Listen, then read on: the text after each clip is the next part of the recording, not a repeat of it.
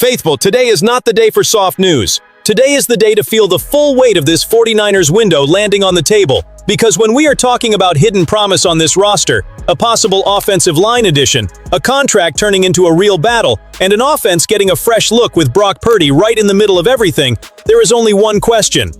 Is San Francisco protecting its chance to finish the job, or are they leaving dangerous cracks wide open? Take a breath with me, because we have excitement, tension, and real decisions hanging in the air. Hit that like button and subscribe, because this is 49ers Express. For the first story, I need the faithful locked all the way in on the details, because a lot of people look at fantasy football like it is just a game, just Sunday points, just a name you plug into an app. But when a 49ers player shows up as a sleeper, that can also tell you something about the real field. Somebody in Santa Clara might be getting ready to earn real responsibility. Ricky Pearsall is that kind of name.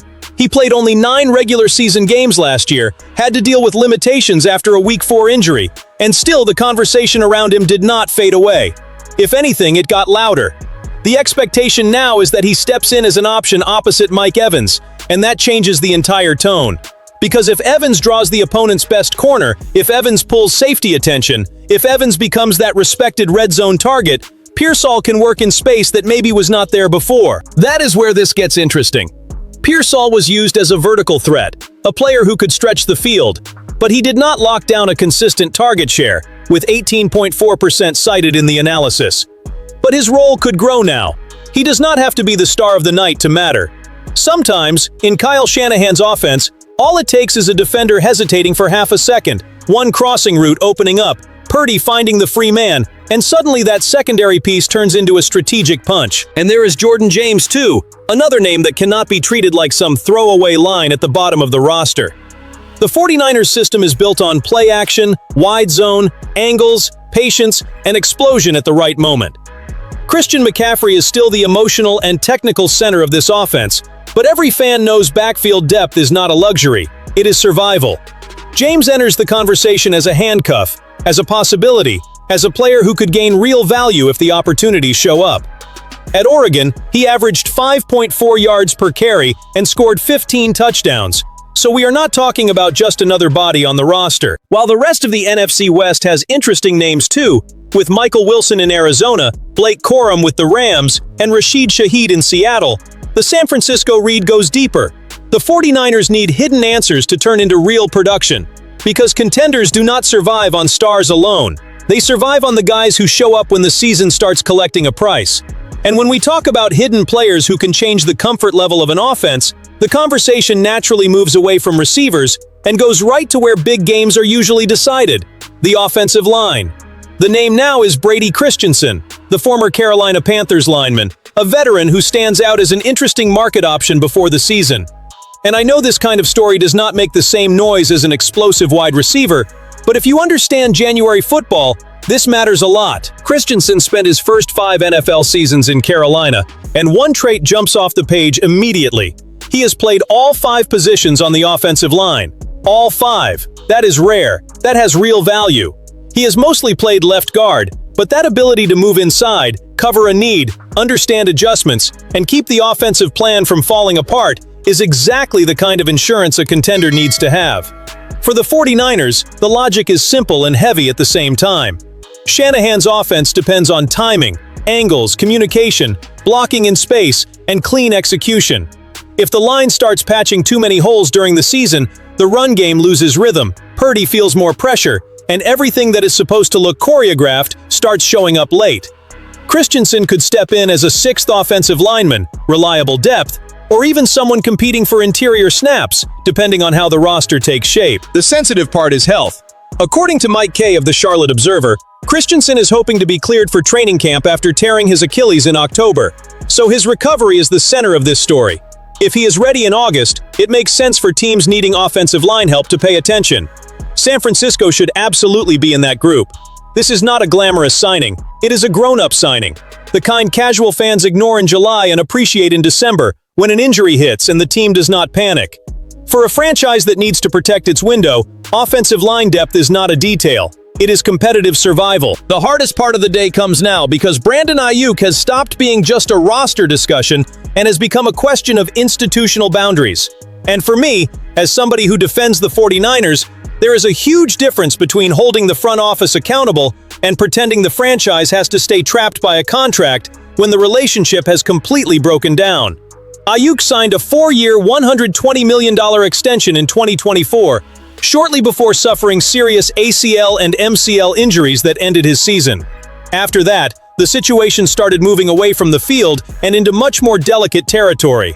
The 49ers reportedly voided the remaining guarantees in his contract after he failed to meet terms tied to his rehab, and the whole thing escalated even more when he cut off communication with the organization and was placed on the reserve/left squad list. That is heavy. There is no soft way to say it, because when a franchise pays, builds a plan, tries to recover an important player, and then reaches this level of rupture, we are no longer talking about a normal negotiation. We are talking about broken trust. Matt Mayoko of NBC Sports Bay Area brought a powerful read on it.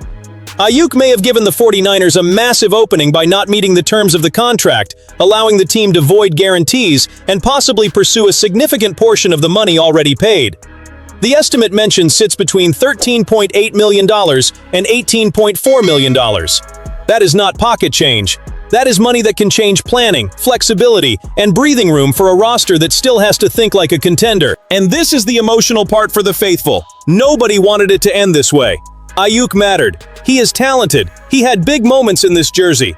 But the jersey carries weight too. The red and gold cannot stay stuck in an endless saga while the competitive window demands clarity. If the player wants out, if he is speaking publicly against the team, if he has his eyes on Washington, and if the situation around representation is still unclear based on the described scenario, then the organization has to protect itself. And yes, it can hurt to watch a talent turn into this kind of story. But San Francisco cannot manage nostalgia. It has to manage responsibility. If recovering money, removing guarantees, and controlling the next step helps the franchise stay strong for January, then this is a fight the front office cannot handle too gently. The 49ers have to be firm, cold on the paperwork, and hot in the mission. After all that tension with Aiyuk, the fourth story shifts the energy, but it does not lower the pressure.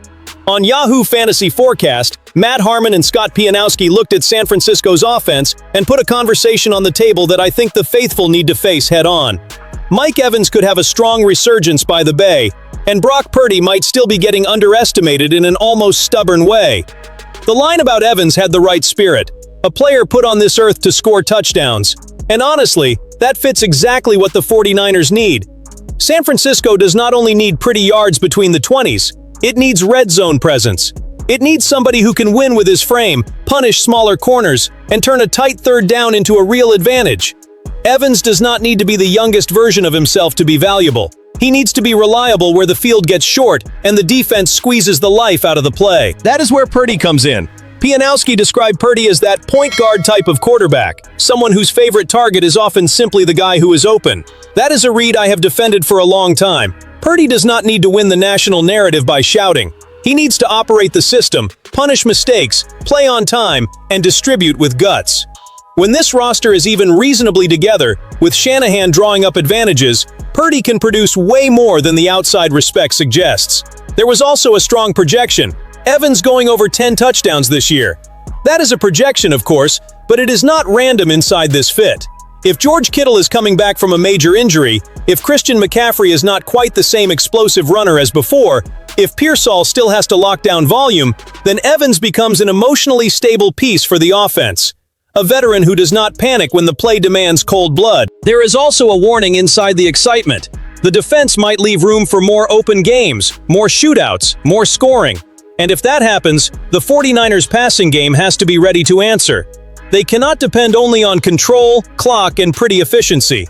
Sometimes a contender has to trade punches. And with Purdy, Evans, Pearsall, Kittle, and McCaffrey, there is an argument that San Francisco can do exactly that. So I want to hear from the community. Are you buying this vision of Evans as a 10-touchdown piece and Purdy as the perfect late-round fantasy quarterback? Or do you think there is still too much risk in that bet?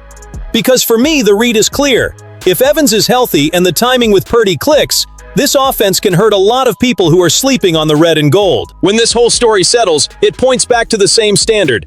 The 49ers cannot live on almost. Pearsall and Jordan James represent hidden production.